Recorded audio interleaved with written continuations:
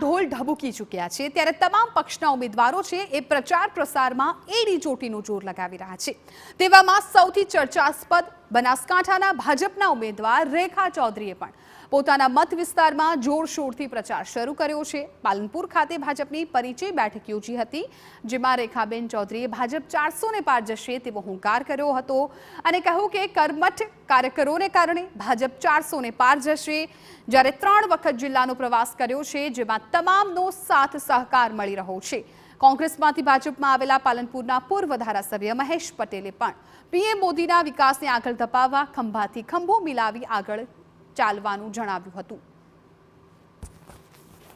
સુરક્ષિત દેશના વિકાસમાં ને આવનારી પેઢીને આપવા માટેનું જે કાર્ય ભગીરથ કાર્ય આપણા આદરણીય અને ગુજરાતના પનોતા પુત્રો જે કરી રહ્યા છે એ વિચારસરણીથી હું પણ આ દેશના રાષ્ટ્રહિતમાં જોડાયો છું આપ લોકોની સાથે।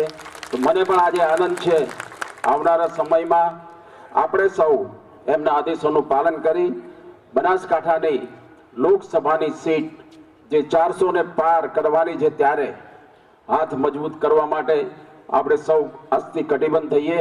પાલનપુર વિધાનસભા કાર્યકર્તા પરિચય બેઠકમાં સૌએ મહાનુભાવો આગેવાનો અને સર્વે કર્મઠ કાર્યકર્તાઓને ભેગા થઈને નિર્ણય કર્યો છે કે અમે બનાસકાંઠા વતી ભવ્ય વિજય મેળવી અને મોદી સાહેબના ચરણોમાં એક કમળ જરૂરથી અર્પણ કરીશું। હું છેલ્લા ઘણા દિવસોથી બનાસકાંઠા જિલ્લાના દરેક તાલુકાની લગભગ 3 વખત મુલાકાત કરી છે।